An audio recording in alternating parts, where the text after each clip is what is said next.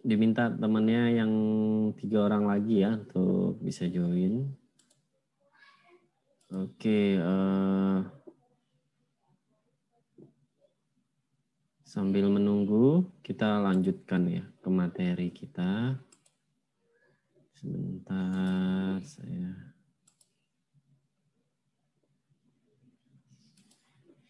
Ini pertemuan ke-12 ya. Benar ya teman-teman ya? Iya, Pak. Oke. Iya, benar, Pak.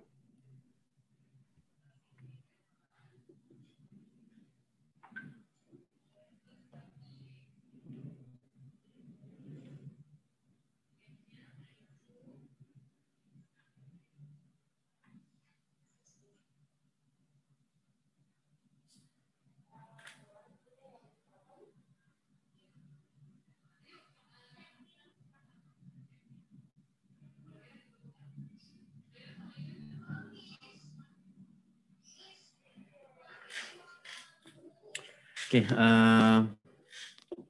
baik teman-teman, di pertemuan lalu, di pertemuan 11 kita bahas apa teman-teman? Dokumen dan pertanggungjawaban APBN. Pertanggungjawaban APBN. Iya, dokumen dan pertanggungjawaban APBN ya. Apa-apa aja dokumennya? Coba siapa yang masih ingat?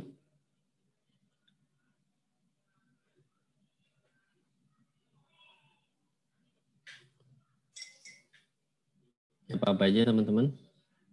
Yang diingat aja apa? Nota keuangan. Nota keuangan. Terus?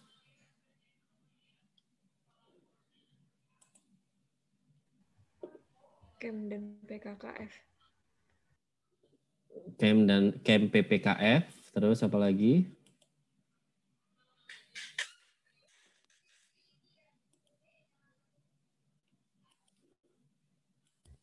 Himpunan RKKL. Iya, himpunan RKKL. Oke, sama RUU-nya ya. Nah, terus apa namanya? Pada tahun anggaran berjalan, pemerintah diminta untuk memberikan apa teman-teman, laporan apa kepada DPR, dokumennya apa namanya? Pada tahun anggaran berjalannya.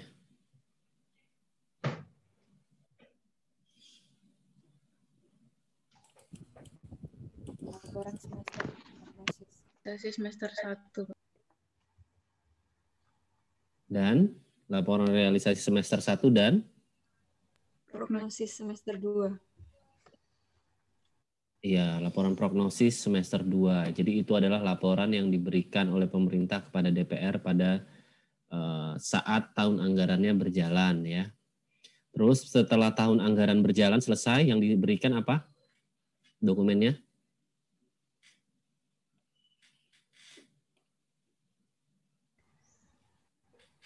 Laporan realisasi pelaksanaan APBN. Ada 4, tapi nama keseluruhannya apa? Setelah selesai tahun anggarannya. Itu ada di Undang-Undang 17 disebutkan pemerintah harus memberikan laporan pertanggungjawabannya 6 bulan setelah tahunan anggaran berakhir. Wujudnya bentuk dokumennya apa? Laporan keuangan pemerintahan pusat. PP ya. LKPP itu terdiri dari 4 jenis laporan. Apa aja? Apa aja nama laporannya? Laporan realisasi APBN, laporan arus kas, neraca, sama catatan atas laporan keuangan. Iya, betul. Itu ya, LRA, neraca, arus kas, sama CALK, catatan atas laporan keuangan. Oke.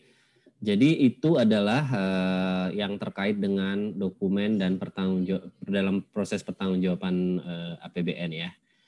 Baik dokumen di perencanaan pada tahun anggaran berjalan maupun di setelah selesainya. Itu cuman permukaannya aja yang kita bahas. Nah, sekarang di pertemuan ini teman-teman kita akan bahas tentang instrumen penilaian kinerja PFM, Public Finance Management, gitu ya. Itu yang akan kita bahas pada hari ini. Bagaimana, jadi intinya itu ketika APBN itu sudah berhasil direncanakan, disusun dengan baik lalu disahkan, gimana caranya supaya kita bisa menilai oh APBN itu bagus atau enggak bagus gitu ya. Jadi ada beberapa instrumen yang berlaku saat ini ya. Nanti kita akan belajar itu, ada salah satunya PEVA, ada OBS, dan nanti kita akan bahas itu. Selain dua itu juga kita akan overview sedikit yang lainnya. Tapi sebelumnya kita akan belajar juga tentang apa sih konsep dasar dari Public Financial Management, dan juga akan belajar tentang transparansi APBN gitu. Jadi teman-teman, PFM itu apa? PFM itu Public Financial Management itu sebetulnya adalah suatu sistem ya.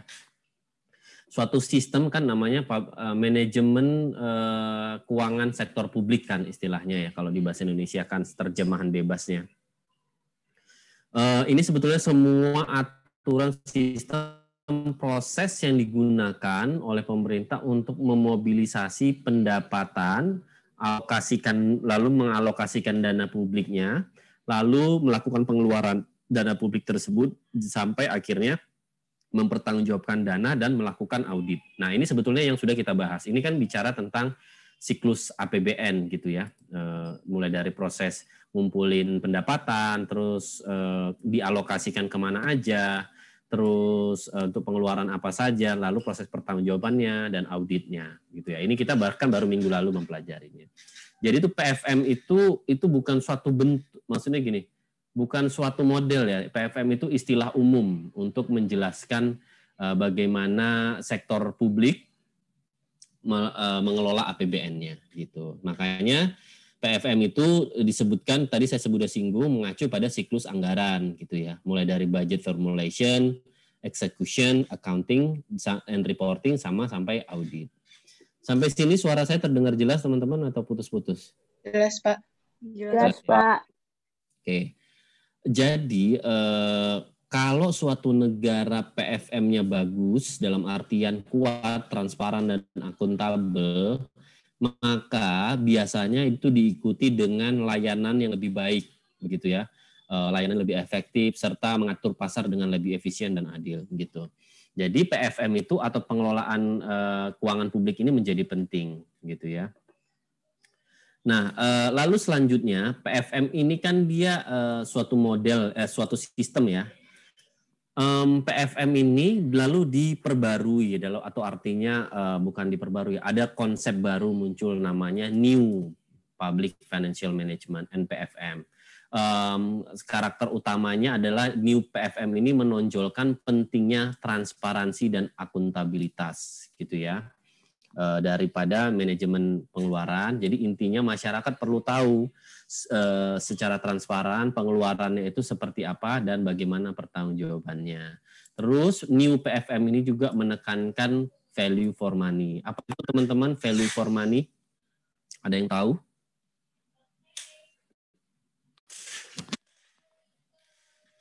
Value for money itu istilah yang sering kita dengar ya.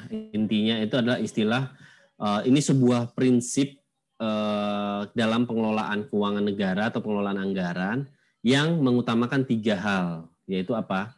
Memastikan dia efektif, efisien, dan ekonomis, gitu ya. Kalau efektif berarti dia tepat sasaran, dapat mencapai sasarannya, gitu ya. Kalau efisien berarti menggunakan input seminimal mungkin supaya sasarannya tercapai semaksimal mungkin. Atau dengan inputnya diperbandingkan gitu ya, untuk output yang sama oleh pihak lain, kita harus bisa lebih rendah inputnya atau setidaknya sama dengan yang berlaku secara rata-rata gitu. Itu efisien. Kalau ekonomis berarti berbicara tentang prinsip ekonomi, artinya menggunakan dana yang sekecil-kecilnya untuk bisa mencapai output yang sebesar-besarnya. Gitu. Jadi itu salah satu fokus dari NPFM ini, New Public Financial Management. Terus ada juga digunakan manajemen resiko. Apa sih maksudnya manajemen resiko itu?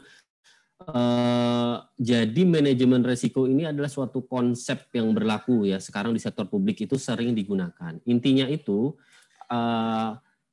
kita dalam hal ini APBN lah ya, pengelola APBN. Waktu kita mau merencanakan suatu APBN, kita udah belajar tentang risiko fiskal kan. Itu adalah wujud dari salah satunya adalah wujud dari manajemen risiko.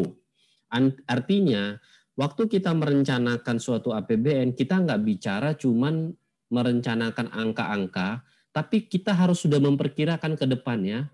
Kita bisa pertama mengidentifikasi resiko yang mungkin muncul, ya kan? Di waktu kita mengidentifikasi dua hal.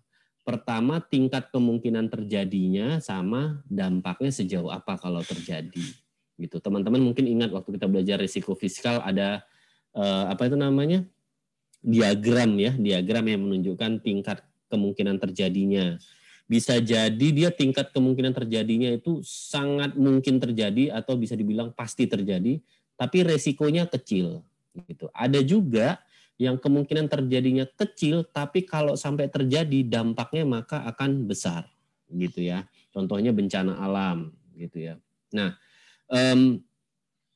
jadi dalam manajemen risiko, kita selaku pengelola APBN harus mampu pertama mengidentifikasinya, terus sudah menyiapkan langkah-langkah untuk mengurangi kemungkinan terjadinya atau mengurangi kemungkinan dampaknya kalaupun sampai terjadi. Itu istilahnya memitigasi gitu ya. Jadi mengurangi kalaupun terjadi mengurangi dampaknya gitu ya. Nah, ini adalah bagian dari NPFM yang diperhatikan. Jadi bukan hanya merencanakan APBN atau merencanakan budgetnya, tapi harus sudah bisa memetakan dan memikirkan langkah-langkah ketika resiko itu terjadi. Terus yang tadi sudah saya sebutkan transparansi dan akuntabilitas dan juga akuntansi pelaporan. Itu yang menurut konsep NPFM ini harus ada di dalam pengelolaan keuangan publik. Begitu. Nah, apa sih tujuan dari PFM itu? Jadi tujuannya adalah untuk menjaga disiplin fiskal. Artinya memastikan bahwa setiap pendapatan atau belanja itu konsisten dengan target yang sudah ditetapkan gitu. Sehingga defisit fiskalnya itu sesuai gitu. Dan yang berikutnya adalah sehingga ketika itu sudah dicukupi tidak menghasilkan pinjaman publik yang tidak berkelanjutan. Maksudnya adalah kan tujuannya adalah menjaga disiplin fiskal kan, sehingga target pajak sama target belanja itu nggak melenceng jauh, sehingga angka defisitnya tidak melebar gitu ya. Nah, apa yang terjadi kalau melebar? Maka akan muncul upaya-upaya untuk menutup defisit itu dengan pembiayaan yang melebihi yang diekspektasi.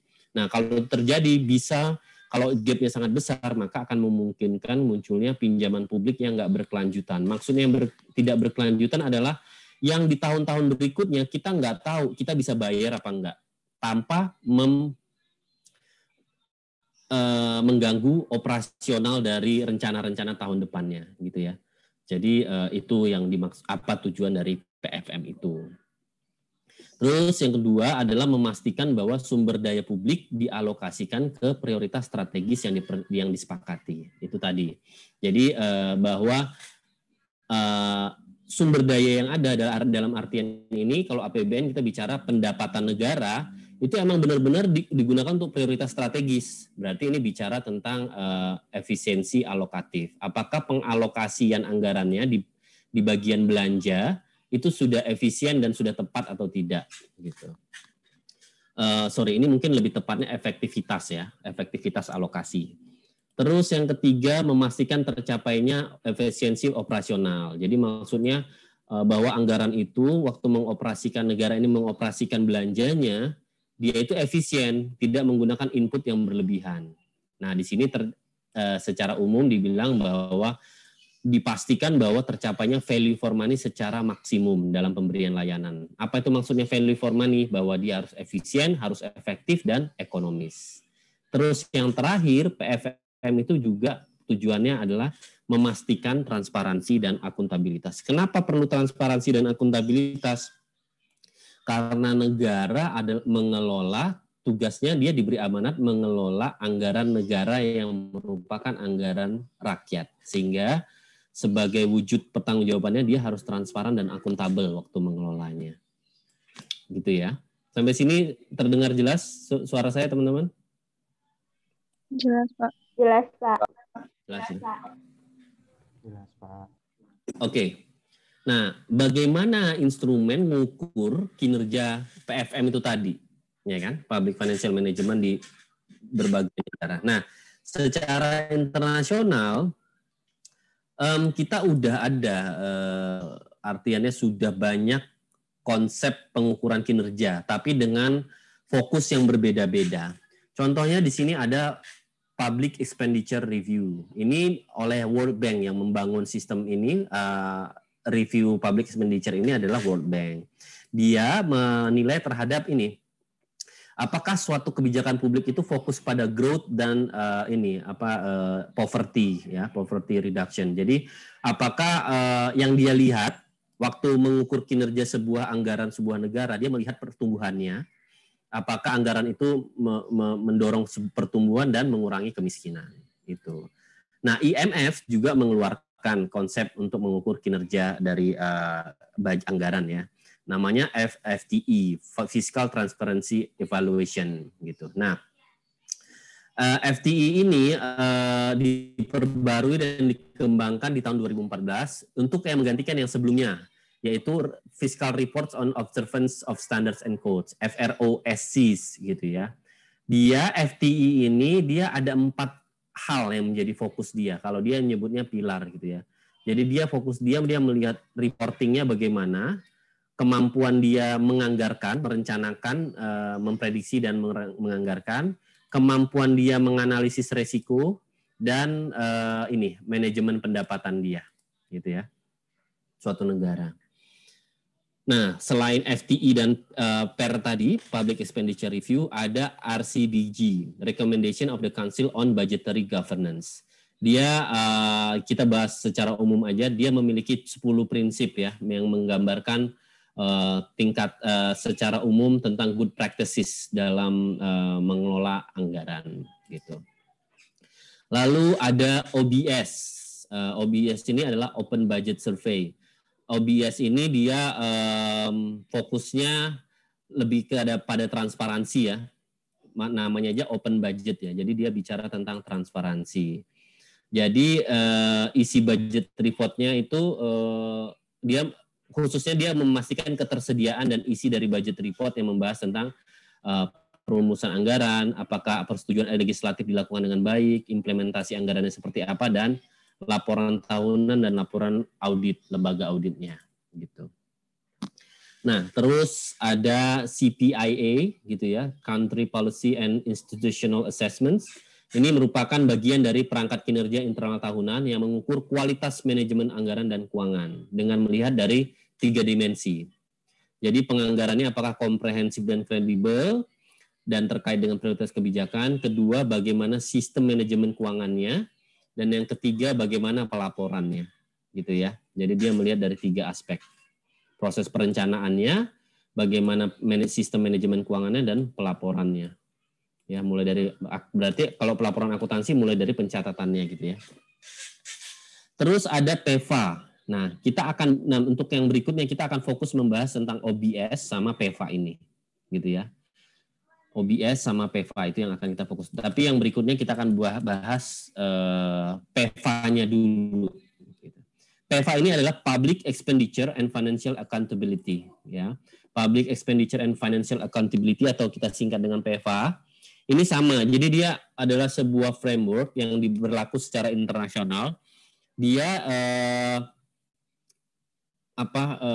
menggunakan sebuah framework yang standar untuk mengukur kinerja dari public financial management atau manajemen pengelolaan keuangan sektor publik, ya. yang dia melihatnya dari beberapa pilar gitu ya. Nah, di sini tuh 7 pilar yang dia lihat adalah budget reliability, terus transparency of public finances, terus bagaimana manajemen asetnya, terus policy based fiscal strategy and budgeting, terus predictability and control in budget execution, dan sama ini dua ini accounting reporting sama audit ya. Jadi ini biasanya selalu ada sih. Gitu. Nanti kita akan lihat. Nah, PEVA ini dianggap yang cukup komprehensif ya. Kenapa? Karena dia mencakup seluruh siklus anggaran gitu, dan dia terstandar sehingga dapat diulang dan perubahan dapat dilacak dari waktu ke waktu. Jadi maksudnya kriteria pengukuran dan indikator itu standar.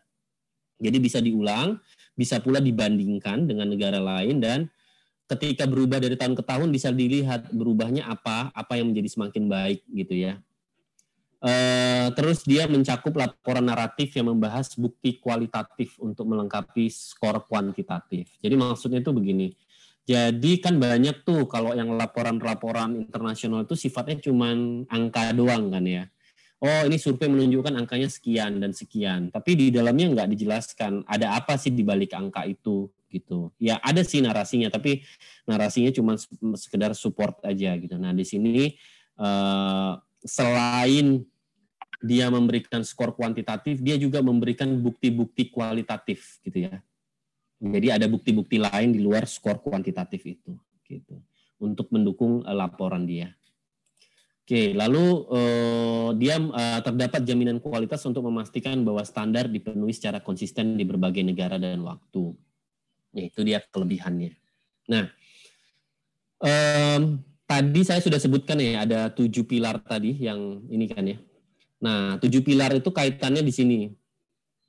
Ujungnya itu 6 pilar yang lain itu ujungnya itu untuk memastikan bahwa anggarannya atau APBN suatu negara itu reliable atau dapat diandalkan. Apa indikator reliable nanti ada sih dijelasin. Dia menggunakan 3 indikator. Tapi ya itu tadi. Dan itu saling berkaitan. Jadi bagaimana manajemen aset, transparansi itu saling berkaitan ya terhadap accounting, terhadap audit, terus terhadap predictability and control, terhadap policy based fiscal strategy. Ujungnya dia ingin memastikan bahwa budget itu reliable apa enggak gitu. Nah, yang sekarang itu ada 7 pilar, teman-teman. Tadi kan yang saya sebutkan ini ya. Ini juga ya. 1 2 3 4 5 6 7. 7 pilar. Di dalamnya ada 31 indikator gitu ya. Jadi masing-masing pilar ada beberapa indikator gitu ya, dan membahas 94 dimensions. Jadi ini pengembangan dari yang PEVA tahun 2011 gitu. Indikatornya ini yang tadi saya sebutkan. Jadi setiap pilar tadi 7 pilar itu dia punya beberapa indikator. Nah, di setiap indikator dia kasih kategori skor. Kategorinya itu dari angka A sampai D, huruf A sampai D gitu ya. Jadi suatu negara misalnya bagaimana indikator agregatnya. Kalau bagus banget berarti A. Nanti ada indikasinya. Kalau ternyata kurang misalnya B atau C atau D. Nah, ini contoh indikatornya. Scoringnya gitu ya. Jadi kalau untuk indikator agregat expenditure outturn, ini maksudnya outturn ini realisasi ya, kemampuan artinya realisasi total realisasi anggaran dari apa yang direncanakan gitu maksudnya kan. Nah, kalau dia sampai realisasinya 95% ke atas, maka dia skornya A gitu. Kalau kurang dari 85% berarti skornya D gitu. Jadi kalau dia berlebihan, sangat terlalu berlebihan juga skornya nggak bagus gitu ya. Kalau misalnya realisasi anggarannya sampai di atas 115% dari yang direncanakan, melebihi gitu ya. Kurang atau melebihi. Kalau ini kan tidak terserap, kalau ini berarti di atas yang direncanakan. Itu juga nggak baik gitu ya. Jadi intinya begitu. Jadi di setiap indikator ini, pilar-pilar ini ada skor A, B, C, D gitu. Nah, ini rata-rata skornya, skor PEVA dilihat dari pendapatan negara tersebut ya. Jadi bisa dilihat bahwa tadi yang saya sebutkan di awal, biasanya kalau negaranya makin maju, kinerja dari anggarannya makin bagus. Di sini dilihat kan, negara upper middle income itu skor PEVA-nya lebih tinggi atau sama dengan high income gitu. Nah, di sini dilihat lower middle income lebih kecil dan low income lebih kecil. Indonesia di mana? Saya nggak tahu ya kalau di sini ya. Tapi bisa dilihat Eropa dan Central Asia yang paling baik by region gitu ya. Terus South Asia, terus kita itu kalau di sini ini mungkin kita masuknya di South Asia ya. Kita kan Southeast ya, Southeast Asia gitu.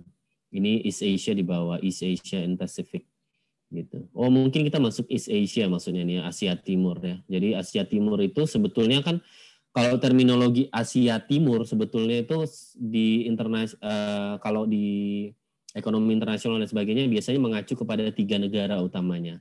Jepang, Cina, sama Korea gitu ya, Asia Timur. Biasanya itu tapi tergantung ya negara organisasi yang mengkategorikannya. Pasifik ini maksudnya berarti negara Pasifik ya.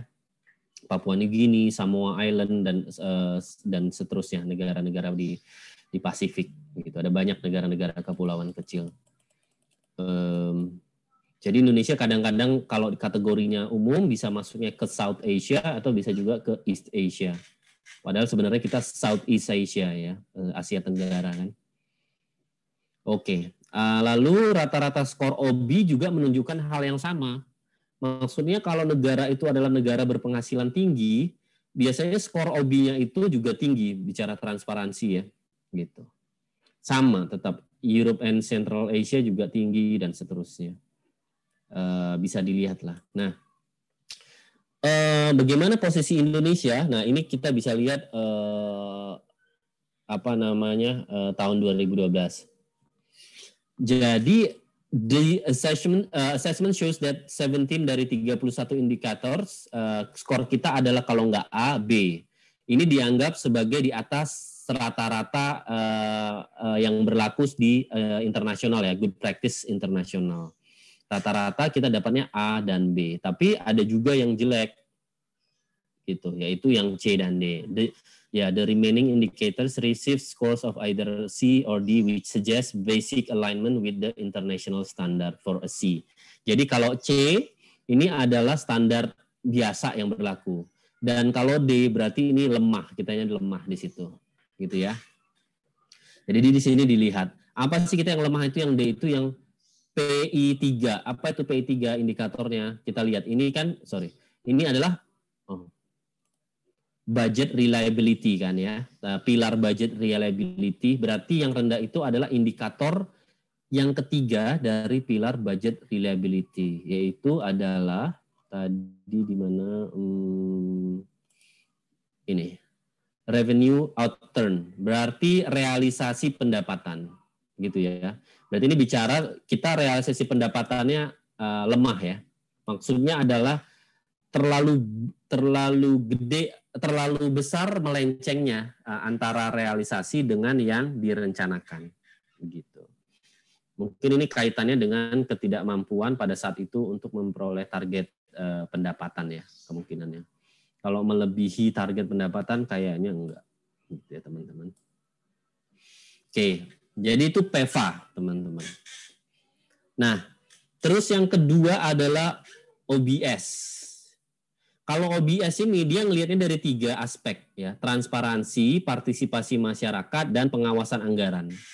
Jadi budget transparansi yang dia lihat itu metode pengukurannya untuk mendapatkan skor tinggi di OBS ini, dia dilihat dari budget transparansi negara itu bagaimana, public participation-nya gimana, terus budget oversight-nya gimana gitu. Maksudnya ini pengawasan anggaran itu ya. Budget transparansi ini diartikan sebagai pengungkapan penuh atas semua informasi fiskal yang relevan secara tepat waktu dan sistematis. Nah, kalau di IMF menggunakan istilah fiscal transparency dan mendefinisikannya sebagai keterbukaan kepada publik tentang kegiatan fiskal pemerintah, bukan hanya di masa sekarang, tapi juga di masa lalu, sekarang, dan juga masa depan. dan tentang struktur dan fungsi pemerintah yang menentukan kebijakan fiskal dan outcome-nya. Jadi transparansi dari sisi kegiatan, struktur, dan fungsi yang menentukan kebijakan fiskal, dan bicara tentang keterbukaan terhadap outcome-nya juga. Gitu. Nah, IMF juga udah menerbitkan ini Code of Good Practices on Fiscal Transparency. 4 hal, yaitu kejelasan peran dan tanggung jawab pihak-pihak, gitu ya. Proses anggarannya berlangsung secara terbuka. Terus yang ketiga, informasi publik itu tersedia dan terintegrasi, gitu ya, datanya. Oke.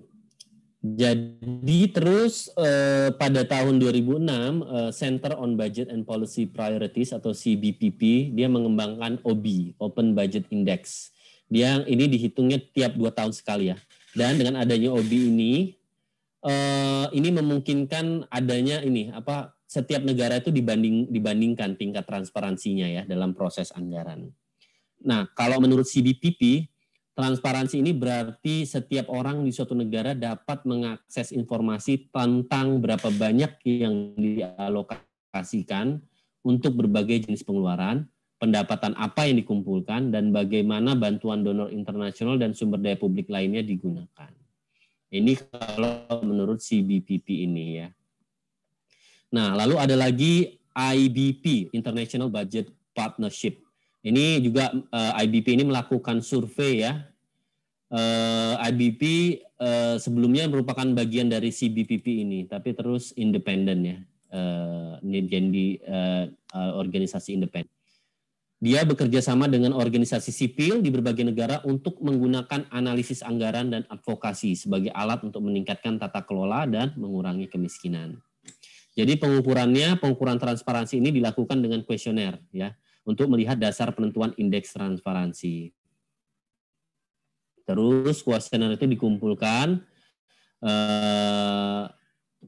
untuk memperoleh informasi ketersediaan informasi publik dalam setiap tahapan proses anggaran, gitu ya. Lalu nanti orang yang mengisi surveinya menilai ya dari angka 1 sampai 100 bagaimana keterbukaan dan ketersediaan informasi tadi. Gitu. Oke. Jadi OBS yang tadi Open Budget System tadi, kembali ke yang OBS ya. Dia melihat 3 aspek. Tadi udah saya singgung, transparansi. Ini menyangkut ketersediaan informasi anggaran, gini ya. Survei terhadap aspek transparansi menghasilkan budget transparansi score atau dikenal dengan OB. Jadi untuk mengukur OBS ini untuk transparansinya menggunakan OB, Open Budget Index. Terus OBS ini melihat sebuah kinerja anggaran itu dari public participation. Artinya seberapa besar masyarakat bisa berpartisipasi atau mempengaruhi kebijakan proses penganggaran suatu anggaran, suatu APBN gitu ya. Nah, tingkat partisipasi masyarakat ini nanti menjadi participation score gitu ya. Lalu adanya budget oversight. Jadi seberapa peran dari lembaga pengawas formal, entah itu legislatif atau badan audit, artinya ini DPR atau BPK gitu ya. Bagaimana peranannya dalam mengawasi APBN atau anggaran suatu negara gitu. Ini 3 inilah yang dilihat, seberapa anggaran itu transparan, seberapa besar masyarakat bisa berpartisipasi waktu formulasinya, waktu penganggarannya maksud saya, dan yang seberapa besar peranan lembaga pengawas, yaitu DPR-nya, legislatifnya maksud saya, dan badan audit nasionalnya dalam menentukan atau mengawasi anggaran tersebut. Begitu. Oke. Nah, ini tadi sudah dijelaskan ya. Dari participation score, transparency score, terus oversight score. Kalau transparency score itu kalau skor 61 atau lebih ini menunjukkan suatu negara kemungkinan besar sudah menerbitkan informasi yang cukup untuk mendukung public debate. Maksudnya public debate itu debat publik ya. Artinya dengan skor 61 itu berarti masyarakat tuh udah dapat informasi yang cukup untuk mengeluarkan narasi, opini, pendapatnya di secara publik ya, dan bagaimana pemerintah bisa melihat itu gitu. Itu berdasarkan informasi yang diperoleh, yang disediakan oleh pemerintah. Nah, tadi untuk skor participation itu tadi kan ada budget transparansi ya. Nah, dokumen utama yang digunakan itu adalah ini. Pre-budget statement, executive's budget proposal, enacted budget, citizens budget, in-year reports, mid-year review, year-end report, sama audit report. Gitu ya. Nah, di beberapa negara yang diamati, masyarakat hanya dapat memperoleh sedikit informasi tentang informasi anggaran yang memungkinkan pemerintah menyembunyikan pemborosan anggarannya. Gitu ya.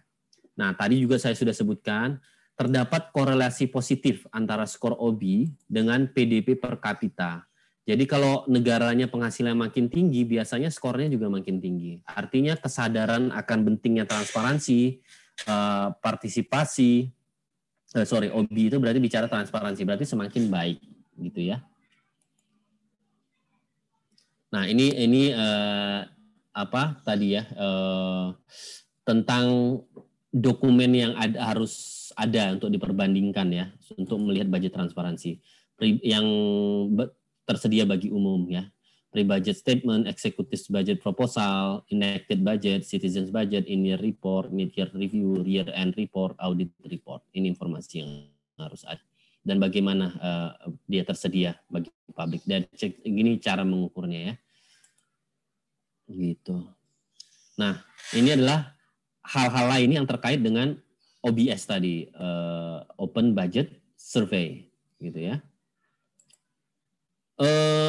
Pertama ini dia berdasarkan persepsi ya, berarti melalui kuesioner yang mengisi bukan publik umum tapi oleh peneliti independen, itu masyarakat sipil atau lembaga akademis.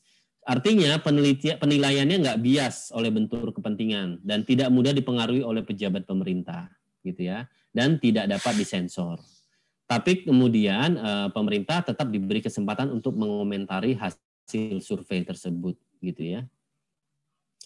Data OB ini, yang hasil kuesioner ini juga melalui proses peer review yang ekstensif, gitu ya, di mana kuesioner ditinjau secara blind review. Artinya kuesioner itu sebelum dilepas gitu ya dilihat ini udah benar atau enggak gitu ya.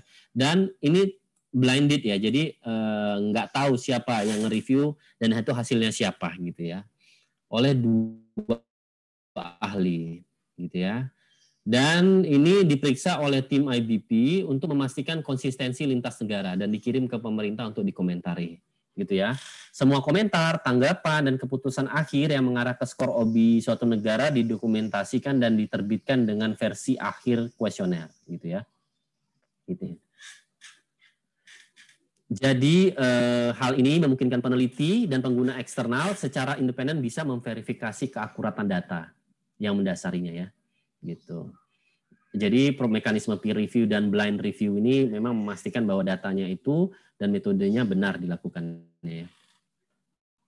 Jadi semua data didasarkan pada penilaian yang objektif dari informasi yang terkandung di dokumen anggaran, bukan berdasarkan pendapat ahli atau jajak pendapat, gitu ya. Jadi ini di samping lagi dari kuesioner tadi ya, bukan berdasarkan pendapat gitu ya, atau bukan berdasarkan survei jajak pendapat gitu ya. Gitu. Dan surveinya dilakukan secara serentak di semua negara, jadi memberikan gambaran yang sama dan komparatif di waktu tertentu gitu ya. Jadi benar-benar sama gitu. Kalau di 2019 pada tanggal sekian, rentang waktu sekian, maka di semua negara dilakukan pada saat yang bersamaan. Nah, perlu diingat survei ini dia hanya untuk melihat transparansi anggaran pemerintahan pusat aja. Kalau anggaran pemerintahan daerah dia nggak termasuk dalam cakupan dari OBS ini, gitu ya. Dan juga dia tidak mencakup bidang penganggaran lainnya seperti dana of budget dan pengadaan, gitu ya. Nah, ini adalah skor OB 2019. Jadi bicara tentang transparansi di sebuah anggaran di sebuah negara gitu ya.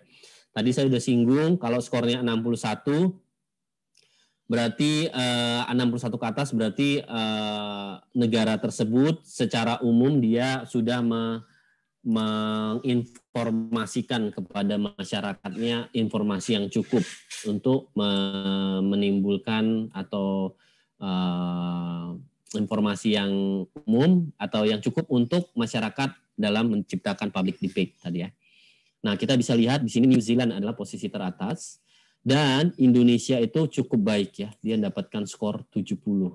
Kita itu masih di atas Portugal dan Germany gitu ya. Jadi lumayan ya transparansi kita. Nah, ini adalah ketersediaan tadi dokumen-dokumen yang dibutuhkan tadi yang harusnya ada dibuat publik gitu ya di Indonesia. Kalau hijau berarti dia available to the public. Kalau kuning berarti dia diumumkannya terlambat atau tidak diumumkan secara online atau hanya diterbitkan untuk internal saja gitu. Kalau not produce, kalau yang tanda ini, tanda dilarang ini berarti dia nggak diproduksi sama sekali. Kita bisa lihat di tahun 2010 kita masih banyak yang belajar ya, kita nggak ada gitu ya. Sampai akhirnya 2019 ada semua, artinya available buat masyarakat.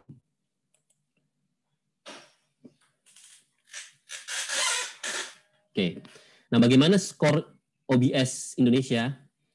Nah, teman-teman ingat ya, OBS itu beda sama OB. Kalau OB itu bicara transparansi, kalau OBS 3 hal. Transparansi, public participation, sama tadi budget oversight atau bagaimana diawasinya ya suatu budget. Nah, Indonesia itu tahun 2015 transparansinya skornya 59 dari 100 ya. Jadi dibilang penjelasannya ya Indonesia cukup transparan tapi transparannya masih terbatas gitu ya. Public participation-nya 35 dari skor 100 itu dianggap weak atau lemah gitu ya. Pengawasan anggaran oleh legislatifnya skornya cukup tinggi 82, oleh lembaga auditnya skornya cuma 75. Jadi tapi ini sudah cukup adequate ya. Sudah pengawasannya dianggap sudah cukup.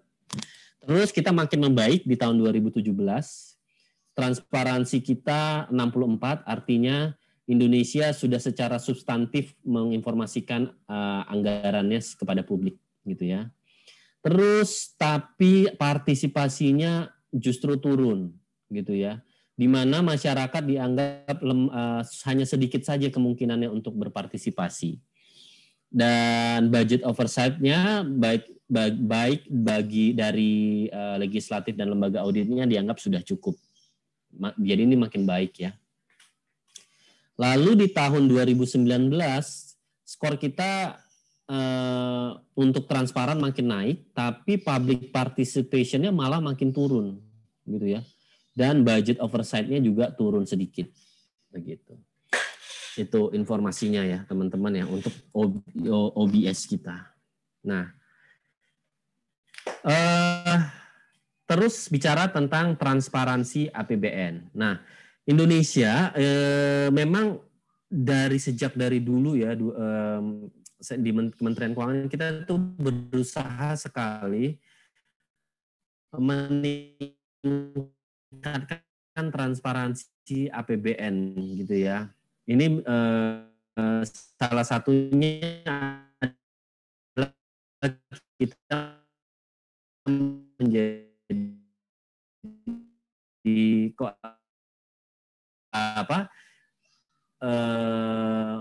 bahkan diri pengen menjadi anggotanya dan sudah ya sekarang ya.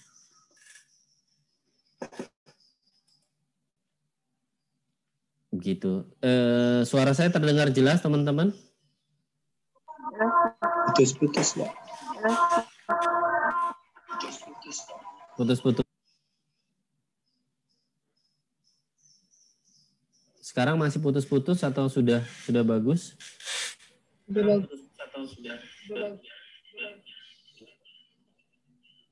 Sudah ya. Oke. Sudah ya. Oke. Nah, sekarang apa sih wujud budget transparansi di Indonesia bentuk nyatanya? Nah, kita udah bahas di pertemuan sebelumnya, yaitu Indonesia Budget. Ada sebutnya namanya buku informasi APBN, ada juga menyebutnya advertorial ya. Nah, kita udah punya itu dari tahun ke tahun. Terus kita juga ada perbaikan dokumen anggaran. Udah ada namanya buku nota keuangan, RUU APBN, dan ada himpunan RKAKL. Terus kita juga mempublikasikan dokumen anggarannya di website resmi dan gampang untuk dilihat gitu ya. Lalu cara pemerintah untuk melihat transparansi adalah transparansi anggaran ini malah dijadikan IKU atau indikator kinerja organisasi. Jadi artinya organisasi itu akan berusaha membuat transparansi anggaran karena itu menunjukkan kinerja organisasinya. Gitu. Nah, selain itu pemerintah juga mempunyai banyak yang paling dekat teman-teman mungkin sudah tahu yaitu adalah Olimpiade APBN. Teman-teman mungkin ada yang menjadi panitia ya. Ini salah satu acara PKN STAN yang sangat prestisius karena kepanitiaannya adalah mahasiswa PKN STAN dan teman-teman panitianya, tapi dampaknya nasional, gitu ya. Ini juga untuk SMP dan universitas, ya. Mulai tahun ini kemarin itu sudah dilaksanakan. Jadi ini Olimpiade APBN ini sebetulnya diinisiasi oleh PKN STAN. Yang memulai ini PKN STAN, tapi ceritanya kita tuh nggak punya cukup dana lah untuk mengadakan ini, sehingga kita menggait DJA untuk sumber dananya. Tapi inisiasi kegiatannya awalnya dari Budget Goes to Campus dan Regional Economist Forum, gitu ya. Oke, lalu ini citizen budget in brief ya, ini udah kita bahas ya. Ini adalah buku informasi yang supaya masyarakat itu bisa lihat apa aja sih kebijakan APBN kita, pendapatan, belanja, dan pembiayaannya, dan bagaimana angka-angkanya. Nah, dia dinarasikan juga dengan bahasa yang mudah dipahami dan banyak infografis di dalamnya, jadi lebih mudah gitu ya. Oke. Dan ya ini juga ya ada camp PPKF gitu ya, terus RUU, nota keuangan, dan himpunan RKAKL gitu ya. Jadi kalau RUU ini adalah bicara draft law on state budget. Kalau nota keuangan ini berarti financial note and the state budget. Kalau buku ketiganya adalah line ministries work plans and budget gitu ya.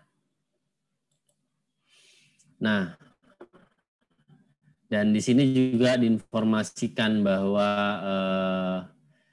Kementerian Keuangan menjadikan transparansi anggaran itu menjadi IKU-nya ya. Jadi ini ada IKU-nya atau indikator kinerjanya Kementerian Keuangan itu adalah persentase pemenuhan informasi anggaran dalam dokumen APBN. IKU ini untuk mengukur pemenuhan informasi anggaran guna memberikan informasi yang memadai kepada masyarakat mengacu penilaian OBI yang memiliki standar internasional. Pada tahun 2018 ditargetkan 100% dan realisasinya 116%. Jadi menjadi IKU ya, anggaran tadi, transparansi anggaran. Nah,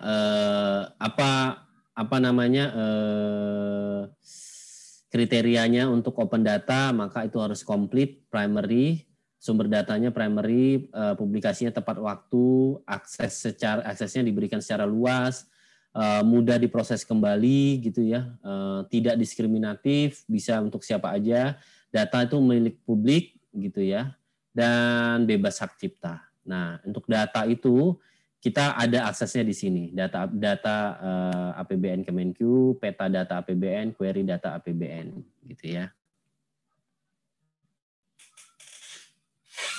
Jadi tujuan utama improving public participation adalah improving the kualitas budget, formulasi budget ya.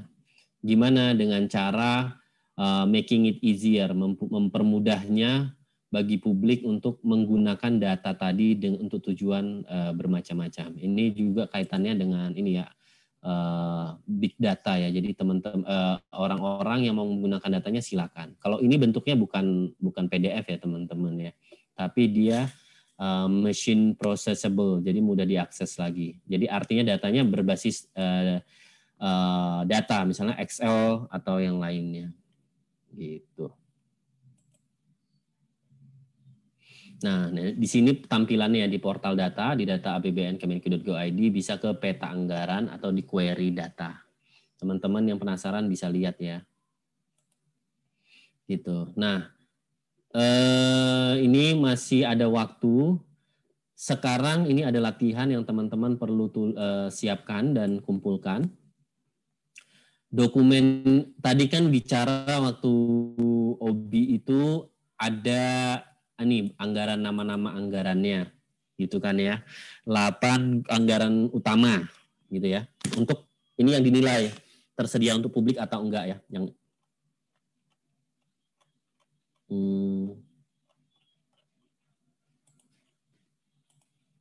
ini tadi ya kan. Ini kan caranya OBI pengen melihat data dokumen ini tersedia untuk publik apa enggak kan. Nah sekarang tugasnya adalah istilahnya ini, itu untuk di dokumen APBN kita namanya apa aja. Gitu ya. Jadi, lihat ini. Gitu ya. 8 keys dokumen assessed by Open Budget System, baca, terus berarti ini dokumennya mana aja. Kalau audit report, ini kan LKPP. Kalau pre-budget ini bisa dokumen CAM dan PPKF. Nah, sisanya itu apa? Gitu ya. Terus yang kedua, tadi kita belajar tentang OBS kan. OBS itu kan terdiri dari 3, transparansi, kedua public participation, dan yang ketiga budget oversight.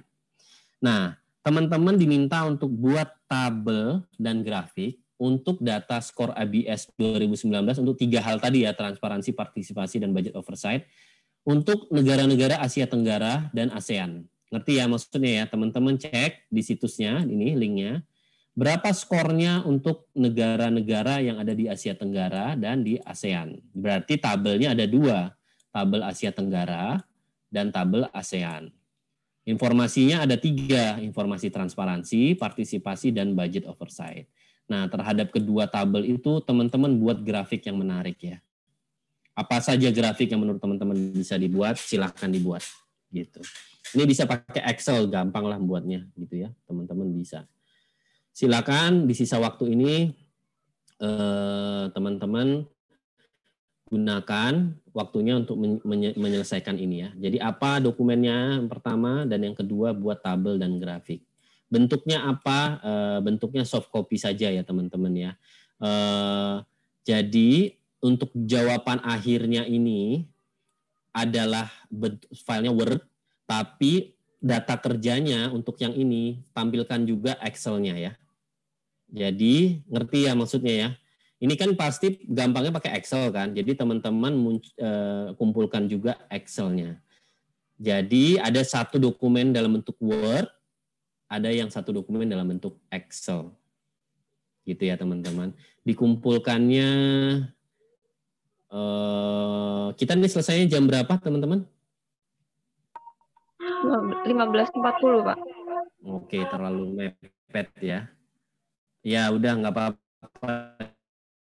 Di akhir hari ini aja ya teman-teman ya, 2359. Silakan dikumpulkan di ini aja, disatuin semuanya, lalu dikirim ke email saya ya, seluruhnya ya.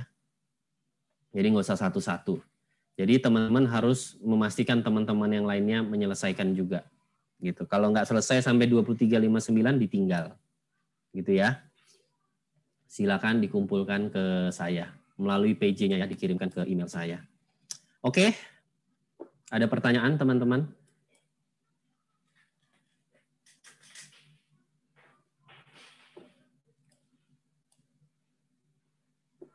Pak, izin bertanya. Oh, ada. Silakan. Yang tadi kan yang OBS ada soal partisipasi publik, Pak, terhadap proses penganggaran. Itu maksudnya bagaimana ya Pak, saya masih kurang paham gitu Pak contohnya. Nah, kan OBS itu mengeluarkan skor, Mbak. Jadi ada skor transparansi, ada skor partisipasi, ada skor budget oversight. Nanti silakan dilihat di linknya ini udah ada. Nanti ada penjelasannya. Oke, saya ini ya. Sebentar, saya akan coba praktekkan ini. Tampilannya.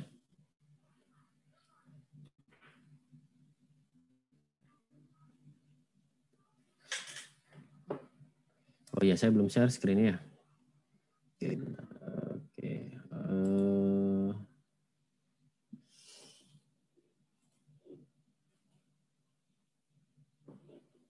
Oke, nih ya, kalau linknya tadi dibuka, teman-teman bisa lihat ini country result, misalnya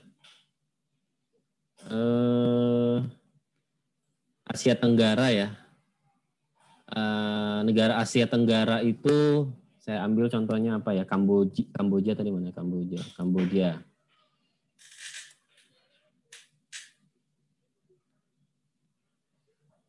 Nah, kan udah langsung ada nih skornya, tiga-tiganya.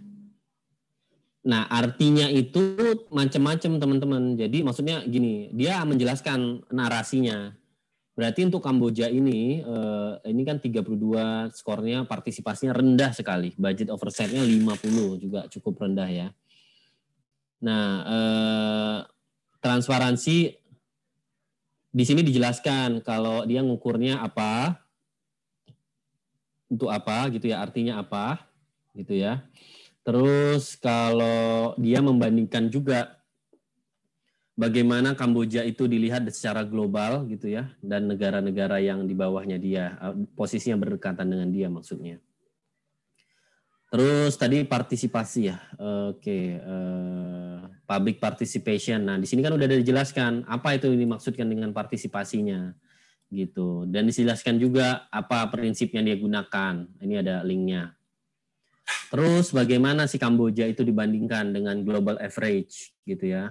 Dan negara yang tinggi itu Indonesia masih kalah dengan Philippines gitu ya.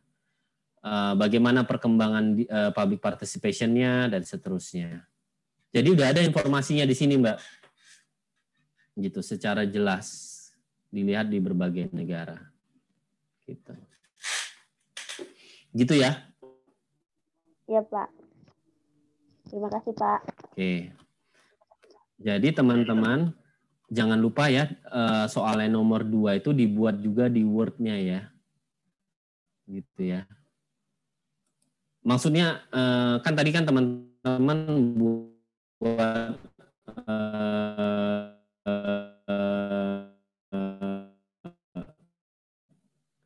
tunggu ya, saya akan ke share screen ke ininya. Membuat tabel dan grafiknya, ya kan? Berdasarkan data tadi Asia Tenggara dan ASEAN. Nah, nanti teman-teman buat hasil akhirnya di Word yang sama dengan yang nomor 1. Word-nya itu maksudnya tapi jelaskan gitu. Maksudnya narasinya dijelaskan juga, ngerti ya maksudnya ya? Ngerti teman-teman yang nomor 2 ini? Ngerti teman-teman? Kan tadi kan saya udah singgung tuh, linknya itu kan ada penjelasan kan narasinya apa-apa-apa. Nah, nanti kan teman-teman sudah berhasil merangkumkan OBS 2019 untuk berbagai negara di Asia Tenggara dan ASEAN. Nah, teman-teman lalu buat narasinya juga gitu ya.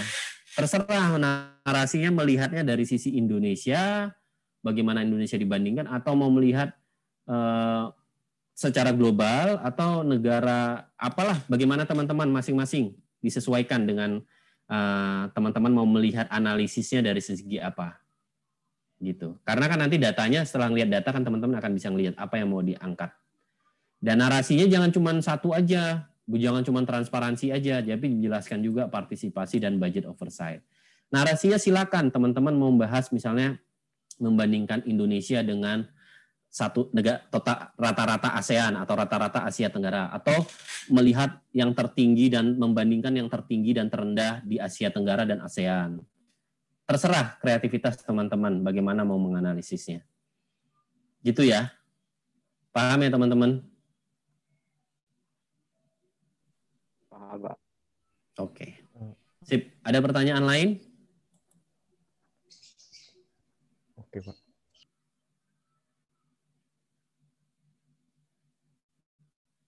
Ada?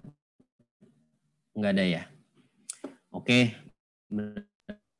Berarti cukup sekian aja teman-teman. Nanti dikumpulkannya di akhir hari ini ya. Gitu. Iya, Pak. Oke, mungkin itu aja teman-teman. Sampai ketemu lagi minggu depan dan semoga teman-teman sehat selalu ya. Saya izin leave.